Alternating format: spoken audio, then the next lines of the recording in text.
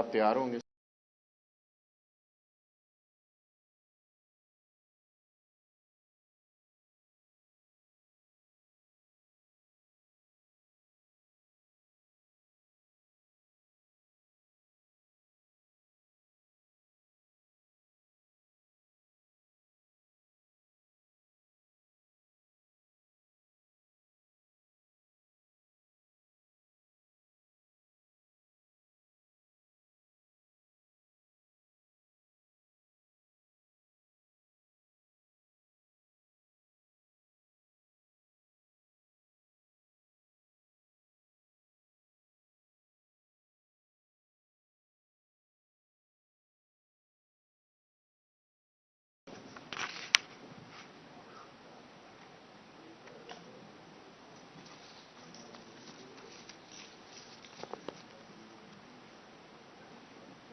बिस्मिल्लाहिर्रहमानिर्रहीम। बहुत शुक्रिया जी। तमाम दोस्त आप यहाँ पर तशरीफ़ लाए। बड़े शार्ट नोटिस के ऊपर आज तो बिल्कुल ही बड़े कम टाइम के ऊपर आपको रिक्वेस्ट की गई और आप सब ने बड़ी मेहरबानी की और आप सब यहाँ पर तशरीफ़ लाए। बेसिकली आज की जो प्रेस कॉन्फ्रेंस है वो मफाद आमा के हवाले से है, पब्लिक के हवाले से है।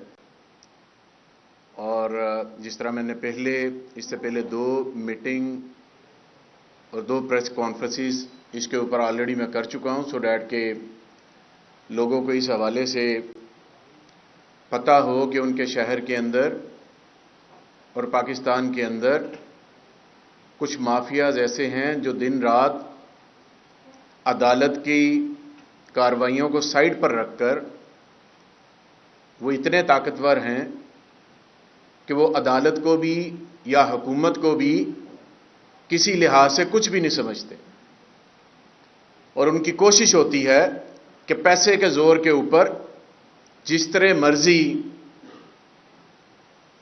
हर चीज को बुलडोज किया जाए और उसके साथ साथ कोशिश यह की जाए कि साथ मिला लिया जाए। अगर साथ नहीं मिलता किसी भी तरीके से तो फिर उसको एलिमिनेट कर दिया जाए। ये आज आपके सामने मैं बात रख रहा हूं कि हमारे दौर में एक एडवाइजर रहे हैं, चंद रोज पहले वो एलडीए के दफ्तर में गए, साथ एक सहाफी भी थे और डीजी एलडीए को उन्होंने ऑफर की कि जो रिवरेज सोसाइटी है, पार्क व्यू सोसाइटी है, उसको रेगुलराइज कर दिया जाए और इसके बदले में उसको 50 करोड़ रुपया देते हैं एक सरकारी मुलाजम को। यह बात रिकॉर्ड पर है। अगर आप पूछना चाहे तो डीजी एलडीए को फोन करके पूछ लें, कौन उनके दफ्तर में आया था वो भी आपको पता चल जाएगा। मुझे कहेंगे मैं आपको नाम बता देता हूं, बिल्कुल बता देता हूं।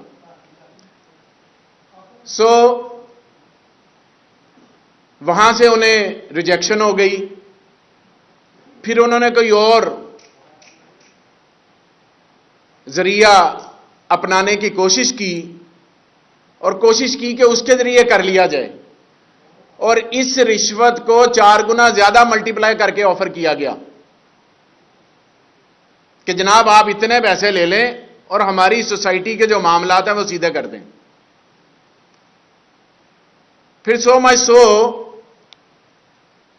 कि इनके जो बेनोई साहब हैं उनका भी मुझे फोन आया किसी दोस्त के जरिए और बड़े गिले शिकवे और बड़ी मोहब्बतें मेरे साथ बढ़ाने की कोशिश की कि आप हमारे अपने हैं वगैरह वगैरह। इन्हें यह नहीं पता था कि ये मियां अशरफ इकबाल से बात कर रहे हैं। आगे चलकर मैं आपको बताता हूं, जो मैंने पब्लिक के सामने, पाकिस्तानी अवाम के सामने, ओवरसीज पाकिस्तानियों के सामने जो मैं चीज रख रहा हूं और मैं बार बार कह रहा हूं, आज मेरी बात आप लिख लें। इस सोसाइटी के जरिए 250 से 300 अरब रुपए का चूना अवाम को लग चुका है। 1 टका भी अवाम को नहीं मिलना। ये सारी जमीनें बैंक प्लज हैं। मैं बार बार कह रहा हूं, मैं आपको तंबीह कर रहा हूं। आप मुझे कहेंगे जी आप तंबीह कर रहे हैं, आप तो हुकूमत हैं। मैं हुकूमत हूं, केस कोर्ट में है, मेरी हद जहां पर खत्म हो जाती है। रिवर एज जो उर्फे आम में इसको पार्कवी सोसाइटी कहा जाता है, जो कि नहीं है, मैं आज भी कह रहा हूं जो नहीं है। ये रिवर एज थी 765 कनाल के ऊपर, बस वही थी। उसके बाद सारा ग्रीन एरिया है, सारा ग्रीन एरिया है। 2004 के मास्टर प्लान के मुताबिक उसके आगे एक ईंट नहीं लग सकती। मसूफ ने 2010 में इसको खरीदा, 2012 के अंदर रिवाइज प्लान दिया और इसका कागज ये है, ये कागज है उसका। एलडीए को अप्लाई किया 3420 कनाल का कि हमें इसको बढ़ाने की इजाजत दी जाए फर्दर 765 के अलावा। ये कागज है, इसकी अप्रूवल रिजेक्ट होगी। ये 21/6/2012 को किया इन्होंने, रिजेक्ट होगी। फिर आगे क्या किया इन्होंने, फौरी तौर पर इन्होंने सेक्रेटरी हाउसिंग के पास चले गए, क्योंकि एपेलेंट अथॉरिटी वो है, और वो केस 10 दिसंबर 2013 को वो ये है, वो भी रिजेक्ट होगी कि ये हो ही नहीं सकती पास मास्टर प्लान के तहत। और लोगों को उधर प्लाट इन्होंने बेचने शुरू कर दिए, और 15,000 से 16,000 प्लाट उस जितनी जगह इनके पास है, गो के वहां पे फसलों के अलावा कुछ नहीं हो सकता, जगह जितनी है उससे ज्यादा 15 से 16,000 प्लॉट इन्होंने एक्स्ट्रा बेच दिए, और अवाम ख्वार हो रही है। 12 साल हो गए अवाम को, 12 साल। आगे जाके इनकी कारस्तानी में मजीद खोलता हूं ताकि आपको पता चले। आज की प्रेस कॉन्फ्रेंस का मकसद यह है कि मैं अपनी पब्लिक को बता सकूं। मैं बार बार पब्लिक को कह रहा हूं, मैं बार बार मैटर का बता रहा हूं, ये मैटर को सेंसिटाइज कर रहा हूं, सिर्फ अवाम के लिए, लोगों के लिए, गरीबों के लिए, जिनकी जमा पूंजी होती है। आप में से कई दोस्त सहाफी मुझे मिलते हैं और कहते हैं हमारा प्लाट उधर है, हमें कुछ नहीं मिल रहा। मुझे कहते हैं, शिकायत करते हैं, हमें प्लॉट नहीं मिल रहा, हमें यह नहीं हो रहा, हमारी सुनी नहीं जा रही, हमें कोई मिलता नहीं है, हम उधर कुछ नहीं कर सकते। मैं इसलिए बार बार कह रहा हूं कि यह 250 से 300 अरब रुपए का मामला है, यह छोटा मामला नहीं है। इनकी कोई चीज, कोई गाड़ी, कोई घर, कोई दुकान, कोई मकान बैंक प्लस के अलावा, मॉर्गेज के अलावा है ही नहीं। जिसमें रहते हैं वो भी मॉर्गेज है। यह क्यों होता है? यह तरीका वारदात होता है कि सारे पैसे यहां से इकट्ठे करो, बाहर ले जाओ, ये डिफॉल्ट कर जाए, बैंक जाने उसका काम जाने। कोई एक गाड़ी मुझे बता देनी है जो इनकी अपनी हो, सब बैंक प्लस है। अब जो मैंने पिछली प्रेस कॉन्फ्रेंस के अंदर बात कही, वो ये कही कि स्टेट ऑफ बैंक को पाकिस्तान का ये प्राइम ड्यूटी है कि वो चेक करे कि सिल्क बैंक से इन्होंने कर्जा कितना लिया है, एचबीएल से कर्जा कितना लिया है, एचबीएल की जो रुदाद है वो अवाम ज़द-ए-आम है, वो सुन लें कि वो कर्जा किस तरह से लिया गया, 6 अरब रुपए का, किसके नाम पे लिया गया, वो भी सुन ले जाके। स्टेट बैंक ऑफ पाकिस्तान से मैं कह रहा हूं कि सिल्क बैंक से जो 25-30 अरब रुपए का कर्जा है उसके बारे में पूछें, और वो कर्जा है क्या? जमीन है वीएन डेवलपर के नाम पे। मैंने लास्ट बारी भी आपको थोड़ा बताने की कोशिश की थी। जमीन उसके नाम है, मकान आपके हैं, फर्ज करें आपको मकान मिला है कागज के टुकड़े के ऊपर, फार्म के ऊपर, आप जमीन के मालिक नहीं हैं, जरा ज़हन में रखिएगा। आप सिर्फ कागज के तौर पर उस प्लॉट को लिया है और जमीन इन्हीं के नाम है, इनकी कंपनी का नाम है। कंपनी को ले जाके इन्होंने बैंक के पास जमीन दिखाई और उस जमीन के ऊपर कर्जा ले लिया। आज वहां पर जितने मकान हैं, कोई खुद मालिक नहीं है उस कागज के सिवा। क्या यह फ्रॉड नहीं, धोखाधड़ी नहीं? तो इसकी डेफिनेशन क्या होती है, मुझे बता दिया जाए। और सिल्क बैंक का शोर सुना कि जी सिल्क बैंक ले लिया, सिल्क बैंक ले लिया, वो डील नहीं हुई। इन्होंने जल्दी जल्दी अखबार में इश्तिहार दिया ताकि इंप्रेशन दें। वो फिट एंड प्रॉपर टेस्ट होता है, उसमें नहीं हो सके। इनकी डील वापस हो चुकी है। इनकी डील वापस हो चुकी है क्योंकि कर्जा इतना ज्यादा लिया हुआ था कि वो वापस जमा करवाना था बैंक में, वो करवाया नहीं, डील वापस। बैंक के कर्जे उधर के उधर, ये मौजों में। अब मैं स्टेट बैंक ऑफ पाकिस्तान से कहता हूं कि खुदारा पब्लिक को यह तो बताएं कि vision developer, park view society, river edge, बाकी जितनी कंपनियां इनकी हैं, उनके नाम पे कितने कर्जे लिए गए हैं, जरा बता दें। पब्लिक क्वेश्चन है आपसे, आप हमें बता दें। यानी कि बैंकों से भी कर्जे ले लिए। अवाम के जो फार्म इन्होंने बेचने थे, फार्म के ऊपर वो भी रकम इकट्ठी कर ली, तो 250-300 अरब रुपया तो बन गया। उस 250-300 अरब रुपए का कोई वाली वारिस नहीं है।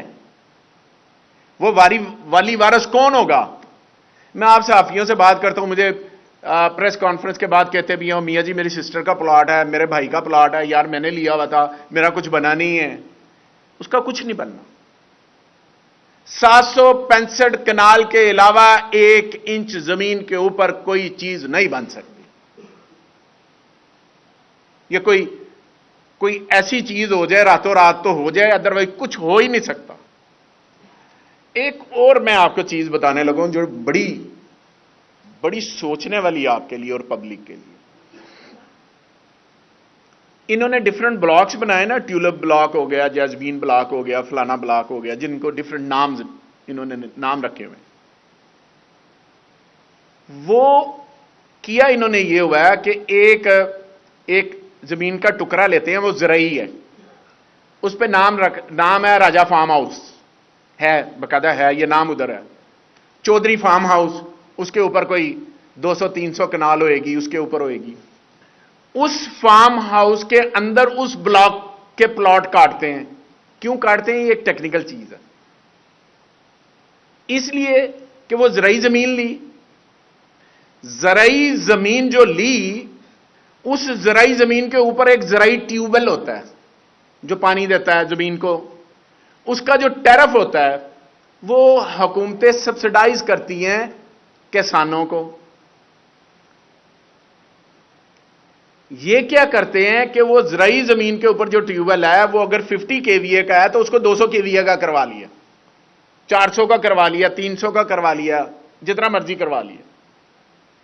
अब वो सब्सिडाइज बिजली जो कि किसानों को जानी चाहिए, ये अपने पास रखते हैं और लोगों को बिल जो है वो अपनी सोसाइटी के नाम से देते हैं। यानी कि अगर गवर्नमेंट का ज़रई टैरिफ जो है बिजली का, वो फर्ज करें, अज्यूम करें कि 12 रुपए है, तो पब्लिक से ये 40 रुपए 35 रुपए चार्ज कर रहे हैं। आज तक फीडर नहीं लगा। फीडर सोसाइटी को कितना अरसा हो गया? 2004 में 6 में बनी, अरसा गिल ने। आज तक आरजी कनेक्शन के जरिए वहां पर बिजली चल रही है, जो कि नहीं हो सकता। वो आरजी कनेक्शन कैसे मिला है वो भी डिटेल आपको बता देता हूं। अब वो जो आरजी कनेक्शन है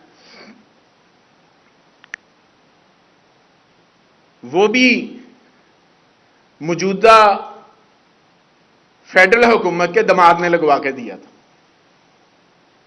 कैप्टन सफदर साहब ने 2015 के अंदर एक डील के जरिए। उससे क्या चीज ली गई थी वो चेक कर लें। रिकॉर्ड पे है, नहीं लग सकता। आरजी कनेक्शन कंस्ट्रक्शन हो रही हो तो आरजी कनेक्शन लगता है, उसके बाद एक परमानेंट कनेक्शन जो है उसके लिए अप्लाई किया जाता है। इन्होंने आज तक कुछ नहीं किया। मुझे बात बता दे कि वहां पर कितने किलोवाट कितने मेगावाट बिजली लेकर ये लोगों को दे रहे हैं। ज़रूरी जमीनों की बिजली है, वो उसको कन्वर्ट कर रहे हैं उसमें, और लेस्को चुप करके बैठा हुआ है। महीने का 3 से 4 करोड़ रुपए का तड़का जो है वो लेस्को को लग रहा है, और बिजली चोरी होती है और साथ वाले गांव पे डाल दी जाती है बिजली का यूनिट, और फिर बिल आप देते हैं। क्या इसको फ्रॉड नहीं कहते तो और क्या कहते हैं? इसको चोरी नहीं कहते तो और क्या कहते हैं? गरीब आदमी का घर का एक मीटर बंद हो जाए तो चोरी का उस पर पर्चा हो जाता है। तो यहां पर पिछले तकरीबन 18 सालों से सारा कुछ हो रहा है, 16 सालों से, उसको कोई पूछने वाला नहीं है। अब और एक बात जो मैंने आगे आपको बताई है कि जो बिजली का बिल है, अच्छा एक काम करें आप, एक इनका नंबर है यूनिवर्सल 111249249 है। अभी आपको मैं एग्जैक्ट नंबर बता दूं, उस पर अभी कॉल कर लें। आप उनसे पूछें कि आपको सोसाइटी का बिल आएगा या लेस्को का आएगा, वो कहेंगे सोसाइटी का आएगा। तो सोसाइटी का अपना तो फीडर ही कोई नहीं है, ग्रिड ही कोई नहीं है, मंजूरी कोई नहीं है। टेम्परेरी कनेक्शन तो छोटा सा किलोवाट के हिसाब से होता है। तो इतना बड़ा सिस्टम कैसे चल रहा है? इतना बड़ा सिस्टम इसलिए चल रहा है कि वहां पे जरी जमीनों के ऊपर जो ट्रांसफार्मर लगे हुए हैं उनको अगली कैपेसिटी में कन्वर्ट करके लोगों से पैसे खींचे जा रहे हैं। ये कर रही सोसाइटी। और अगली बात, जब लोग एहतजाज करते हैं, सड़कों पर आते हैं, तो इन्होंने चंद जनरेटर रखे हुए हैं, वो चला देते हैं कि बिजली पूरी नहीं हो रही, तो जनरेटर जल्दी जल्दी ऑन कर देते हैं। मेरी अगली बात जो है, ये जो मैंने आपको पहले बताया, सेक्रेटरी हाउसिंग ने जो इनको नोटिस किए, जो इनको 10 दिसंबर 2013 का, और उसके बाद ये एलडीए ने इनको नोटिस भेजे और उनकी तादाद 22 तक 17 है। 17 नोटिस भेजे हैं इनको कि आपकी सोसाइटी गलत है, गलत है, गलत है, यहां पे कुछ नहीं हो सकता। ये उसकी डिटेल है, ये सारी डिटेल, ये 17 नोटिस है, इसको देख लें। लेकिन उसके बावजूद डिठाई के साथ वहां पे काम हो रहा है। और जो मैं बात यहां पे पॉइंट आउट करना चाह रहा हूं, केस कोर्ट में, हियरिंग होनी है, एक हुई, दूसरी हुई, तीसरी होनी है, वहां पे डेवलपमेंट रात के अंधेरे में जाके करते हैं और जारी है। और वो तस्वीरें उतार के अपनी जो इनकी बना हुआ है सोशल मीडिया पेज, उस पर डालते हैं कि हमारा तरक्याती काम जारी है। जो इस्लामाबाद में इनको कोई थोड़ा बहुत शायद कोई रिलीफ मिला है, जो नहीं मिल सकता, उसको इस पार्क व्यू के साथ गो के ये पार्क व्यू है ही नहीं, ये तो है रिवर एज और 765 कनाल है। तो उसको इधर बुनियाद बना के कह रहे हैं कि जनाब हमने जंग जीत ली। भाई आपने कोई जंग नहीं जीती, अब बगैरती की जंग जीते हैं। और बगैरती की जंग जैसे मर्जी आप जीत रहे हैं, लोगों को पैसा देके, ऑफर करके, किरदार कशी करके, वो जंग आप जीते हैं। इसके अलावा तो आप कोई जंग नहीं जीते। ईओबीआई का केस मैंने पिछली दफा भी honourable supreme court of Pakistan के honourable chief justice of Pakistan से रिक्वेस्ट की थी, खुदारा ये यतीमों का, बेवाओं का, मस्कीनों का, मजदूरों का, ये उनका पैसा है। मेरी आपसे रिक्वेस्ट है कि प्लीज इस केस को किसी हन्ने बन्ने लगा दें ताकि लोगों के पैसे आ जाएं, लोगों की बच्चियों की शादियां उसमें से होनी है, पेंशन जानी है, उनकी पढ़ाई जानी है, उनका इलाज होना है। और ये मौजे कर रहे हैं, अपने इलाज बाहर करवा रहे हैं। और वो वो तकरीबन कोई टोटल कोई 35 से 40 अरब रुपए का फ्रॉड है, जिसमें से 3 अरब का उस जमाने का इनका फ्रॉड है जो कि आज शायद 10-15 अरब रुपया बन गया। और ये इसकी ये डिटेल है, ये अखबार में भी छपी हुई है, EOBI की। ये स्कैम है पूरा, और रंगे हाथों पकड़े गए और स्टे लेकर बैठे हैं, और गरीब आदमी इनको बददुआएं दे रहा है, इनको परवाह ही नहीं है। LDA ने इनको कहा कि जो 765 कनाल जगह है उस पर आप मॉर्गेज करते हैं प्लॉट, जो कि हुकूमत के मुतलका अदारे के पास आप रखवाते हैं, ताकि जब डेवलपमेंट मुकम्मल होगी तो वो प्लॉट आपको वापस कर दिए जाएंगे, फिर आप उसको सेल कर सकते हैं। वो प्लॉट भी बेच दिए मैंने इसने, तमाम के तमाम। ये मेरे पास डिटेल मौजूद है। टोपाज, सफायर, जेड और जैस्मीन में तमाम प्लॉट बेच दिए। जो इसको पूछता है उसको मारते हैं। 2012 में बंदा पूछने गया, उसको कुट पड़ी, मारा। डायरेक्टर था LDA का, मुल्क से भाग गया, डर के मारे ही भाग गया, रिकॉर्ड पे है, मुल्क छोड़ के भाग गया, आज तक नहीं आया।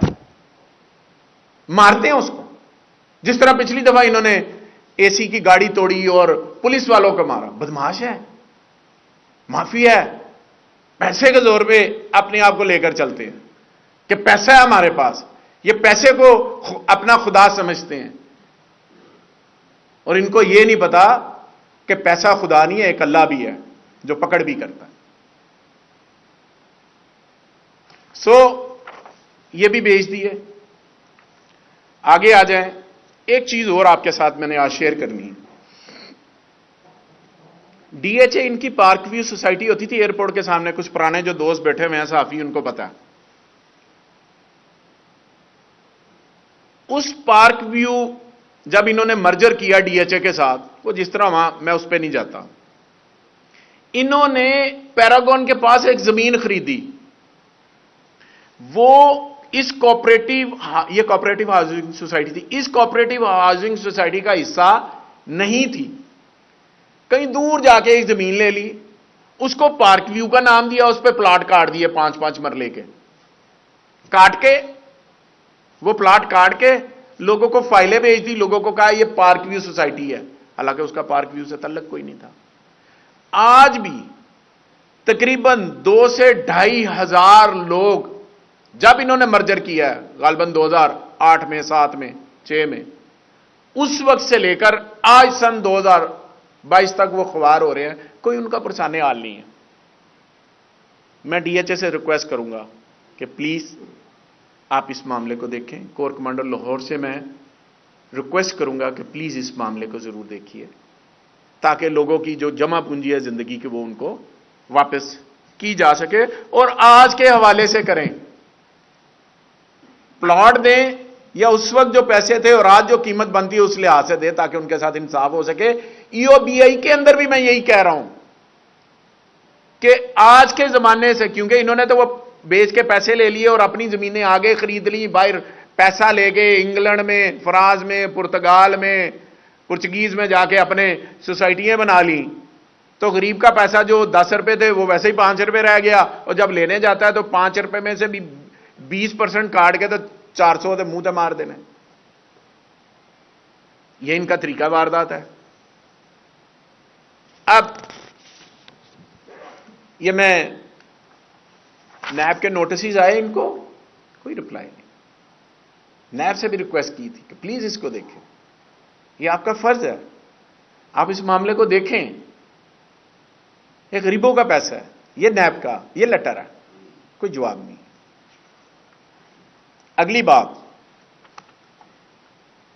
जो मैं आपसे करना चाह रहा था,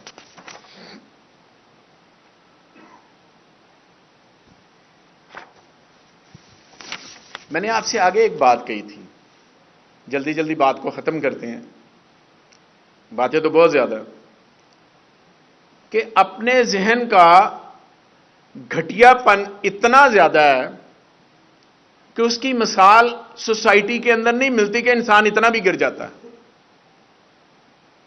इंसान ने कोई मस्जिद बनानी हो ना, उसमें पैसा डालना हो, हमारे बुजुर्ग होते हैं कहते हैं यार ये मस्जिद में डाल देना, मेरे नाम से मस्जिद बना दो, मुझे स्वाब आएगा, चलता रहे, स्वाब दारैन होगा, ये होगा। इंसान सोचता है या ये रफाई काम कर दो, या यतीमों का मदरसा बना दो, ये कर दो।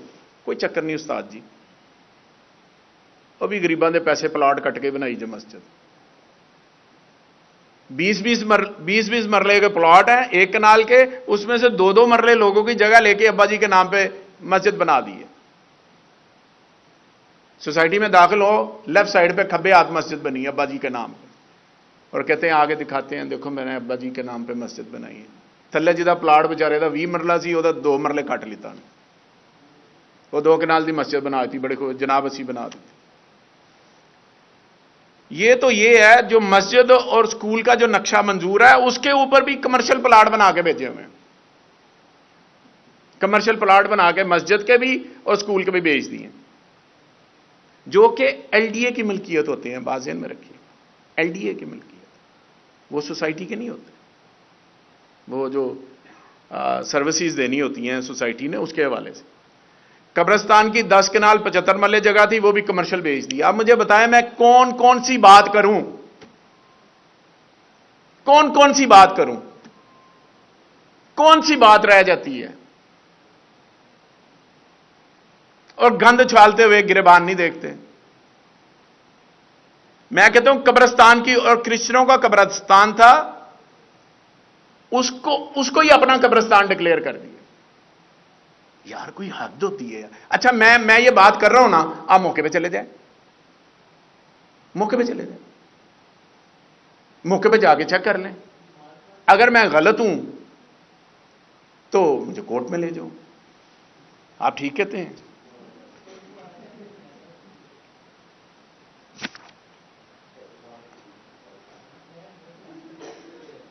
आगे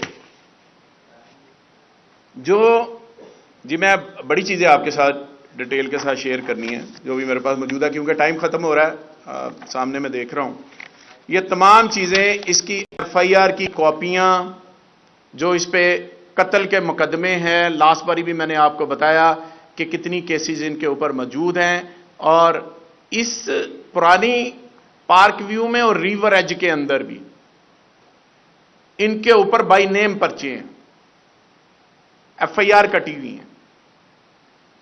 और वो क्या है, कोई जमीन बेचता, घर में 3-4 अफराद हैं, उनमें से एक देना चाहता है, 4 नहीं देना चाहता, एक से ले लिया, 4 नू फैंटी लाई, थाने पर्चा कराया, अपने खिलाफ हो गया, कोई ताकत वाला करा लेता ठीक है, नहीं तो फारग। इस सोसाइटी के अंदर, इस सोसाइटी की बुनियादों के अंदर, दोनों सोसाइटियों की बुनियादों के अंदर और इस्लामाबाद की सोसाइटी की बुनियादों के अंदर गरीबों का खून है। इनकी मेहनत की कमाई नहीं है, यह मैं आपको कह रहा हूं। और जो जहां पे इन्होंने, मासूफ ने अपना कब्रिस्तान बनाया ना अपने फैमिली का, वो भी एलडीए की जगह है। जहां अब्बा जी की और अम्मी जी की कब्र बनाई है ना, वो भी एलडीए की जगह है। जो लोगों को प्लाट काट के दिए ना, जो एंटी करप्शन का पर्चा हुआ है, वो एग्रीकल्चर, वो इरिगेशन की लैंड है, उसको भी बेच दिया। फॉरेस्ट की लैंड है, उस पर भी कब्जा है। 700 कनाल जगह फॉरेस्ट की है, उन्होंने सजा सजू के सामने रख दिता कि जनाब पार्क के सामने प्लाट लो, वो थोड़ा महंगा बिकता है ना पर मरला। आप इनके तरीका वारदात देखें क्या है। पाकिस्तानी खिलाड़ियों की शर्टों के पीछे नाम लिख देते हैं, पार्क व्यू। वो मैंने लिखा है लेटर, मेरे पास लेटर मौजूद है, मैंने लिखा है, लिख के मैंने कहा है पीसीबी के चेयरमैन को, यह गलत हो रहा है, यह आप नहीं कर सकते। डीएचए को भी लिखा है, डीएचए को लिखा है, और उसके अंदर बताया है, लेटर लिखे हैं डीएचए को भी, कि आप इनके बोर्ड नहीं लगा सकते, ये गैर कानूनी हाउसिंग सोसाइटी है।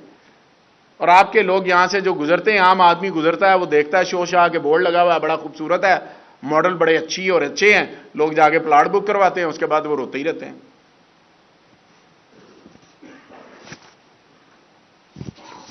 मेरी आखिर पर रिक्वेस्ट है स्टेट बैंक ऑफ पाकिस्तान से, सुप्रीम कोर्ट ऑफ पाकिस्तान से, लाहौर हाई कोर्ट से, नैब से, कि प्लीज इन तमाम मामलात को देखें। आपसे रिक्वेस्ट की जाती है हुकूमत की तरफ से। हमने नोटिस जो भेजने थे, जो कानूनी कार्रवाई हुकूमत ने करनी है सोसाइटी के खिलाफ। और एक बात और करता चलूं, ये सिर्फ एक सोसाइटी नहीं है, बाकी सोसाइटियों को भी नोटिस हो चुके हैं, उनके खिलाफ एक्शन हो रहा है। जो कोई मास्टर प्लान की खिलाफवर्जी करेगा या जिसने एक्सेस प्लॉट बेचे हैं, अक्रॉस द बोर्ड सबके खिलाफ एक्शन हो रहा है। यह नहीं है कि जनाब कोई सिंगल आउट है, ऐसा नहीं है। सबके खिलाफ अक्रॉस द बोर्ड एक्शन हो रहा है, कोई किसी का लिहाज नहीं है। जिसने गरीब के साथ, गरीब के पैसों के साथ, उसकी मेहनत मजदूरी के साथ जिसने कोई खिलवाड़ किया, उससे हुकूमत हिसाब लेगी, कोर्ट तक जाएगी, आखिरी दम तक साथ खड़ा रहेगी। ये जैसे मर्जी कर लें, इनका ये दिल करता है कि जनाब हम किसी को रिश्वत देके किसी के साथ मिलके जो मर्जी कर लें, वो ऐसा मुमकिन नहीं है। आखिर पर सबके खिलाफ एक्शन है। जो एक्सेस बेचेगा, जिसका हमारे पास रिकॉर्ड हम ले रहे हैं हमारे अपने थर्ड पार्टी के जरिए, ताकि हम पता चले, इसमें क्रॉस दी बोर्ड है, किसी का कोई लिहाज नहीं। जिसकी भी सोसाइटी आती है, यह कोई नहीं है कि ए की है तो बी को छोड़ दो, सी की है तो डी को रख लो, ऐसा कुछ नहीं है। आखिर पर मैं सिर्फ एक बात लॉन्ग मार्च के हवाले से, कि इमरान खान का अल्लाह की ज़ात के ऊपर बड़ा पुख्ता ईमान है, बड़ा पुख्ता ईमान है। वो एक ईमान वाला आदमी है, जिसका आज़म जालिम माफिया हो या कोई और हो, उसका अज़म को कम नहीं कर सकती। और जो हकीकी आज़ादी की जंग है, मैं समझता हूं वो पहले से ज़्यादा ताकत के साथ, इमरान खान के साथ सब लोग, सब कौम खड़ी है। और इस मुल्क के मुकद्दर में इंशाअल्लाह रोशनी लिखी जा चुकी है, और वो दिन दूर नहीं है जिसका के वादा किया गया था पाकिस्तान के आइन के अंदर। और लॉन्ग मार्च में हर छोटा बड़ा, बूढ़ा, माँ बहन, बेटी, हमारी बूढ़ी माँ, मैंने अपनी नज़रों से जीटी रोड के ऊपर पर्देदार खवातीन को देखा है, खुद देखा है कि कितनी बड़ी तादाद में वो आई हैं। ये तहरीक नहीं है, ये इनकलाब है। और इस तरह का इनकलाब मैंने अपनी ज़िंदगी में कभी नहीं देखा कि हर बंदा पाकिस्तान में हकीकी आज़ादी के लिए खड़ा है। बहुत शुक्रिया जी, थैंक यू वेरी मच।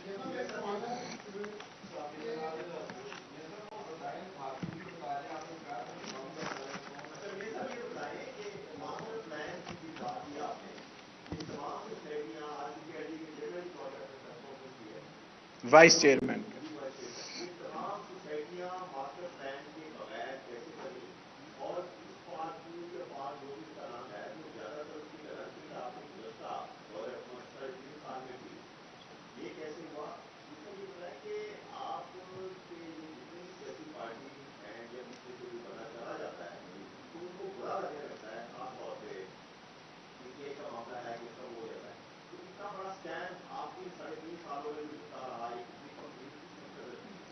शुक्रिया, गुड क्वेश्चन। सवाल यह है कि सोसाइटी बनती क्यों है, इलीगल बनती क्यों है, पेपर जमा करवाए जाते हैं, माफिया पैसा लगाता है, अदारों में पैसा चलता है। मैं तो इनकार नहीं कर रहा एलडीए ने पैसे नहीं खाए होंगे, मैं तो एलडीए को डिफेंड करने नहीं आया हुआ, मैं तो आपको हकायक बताने आया हूँ। आप लोग ही मुझे कहते हैं कि मैंने नक्शा पास कराना था, ये पैसे मांगता है। अदारे के अंदर आज खराबी नहीं होगी, ये जब से बना तब से खराबी होती है ये। और जिन्होंने की आज फेडरल गवर्नमेंट में बैठे हैं। जब आप सियासी भर्तियां करेंगे, जब मामलात करेंगे, जब एलडीए को ज़ाती मकासद के लिए इस्तेमाल करेंगे, सारा कुछ करेंगे, जब आप कोर्ट से जाके स्टे लाके, तो स्टे का मतलब होता है स्टेटस क्यों, या अब आगे पीछे कुछ नहीं होगा, लेकिन उसके बावजूद ताकत के जोर पे आप करते रहें, तो फिर इस तरह सोसाइटी बन जाती है। एक बात। दूसरी, आप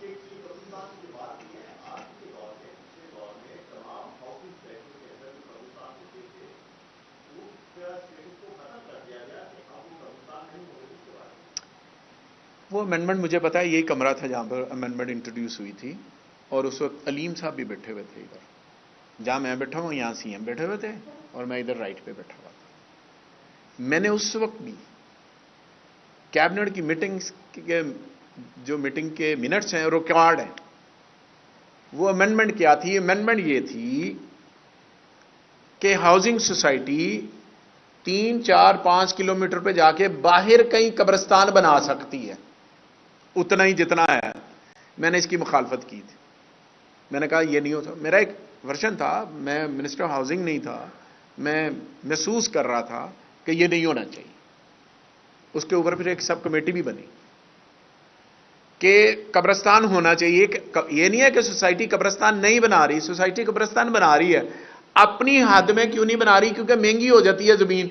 बाहर क्योंकि जाके बनाती है, वहां पे किला मिल जाता है, 8 कनाल मिल जाते हैं। यहां पर एक कैनाल उतने की है, वहां पर तो वहां पे 2, 4, 5 एकड़ लिए तो वहां पर वो बना दिया। ये था उसकी अमेंडमेंट। इसकी अमेंडमेंट और भी थी, वो कभी मैं आपको जरूर बताऊंगा। जी सर।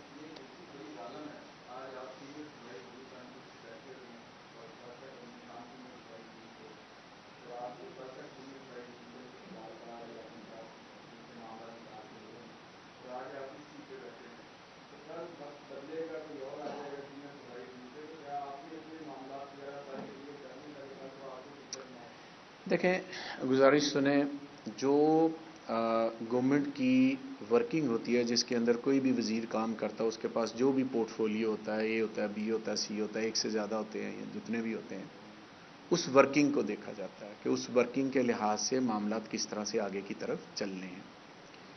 पिछले जो 3 माह हमने गुजारे हैं, ये एक्सरसाइज जो हमसे पिछली गवर्नमेंट थी वो कर चुकी है। उनसे मज़ीद गुजारिश है, ज़रूर कर लें। अगर उनको कहीं पर नज़र आ रहा है या कहीं पर उनके ज़राए हैं कि जिस महकमे को मैं हेड कर रहा हूँ, 1 को या 2 को, जहाँ पर उन्हें कमी बेशी नज़र आ रही है, अदारे बैठे हुए हैं, आप ले जाएं, अपनी तसल्ली करें। मेरी कोशिश होगी कि जो काम किया है वो फाइल पढ़ के किया है, आंखें बंद के नहीं। Thank you ji.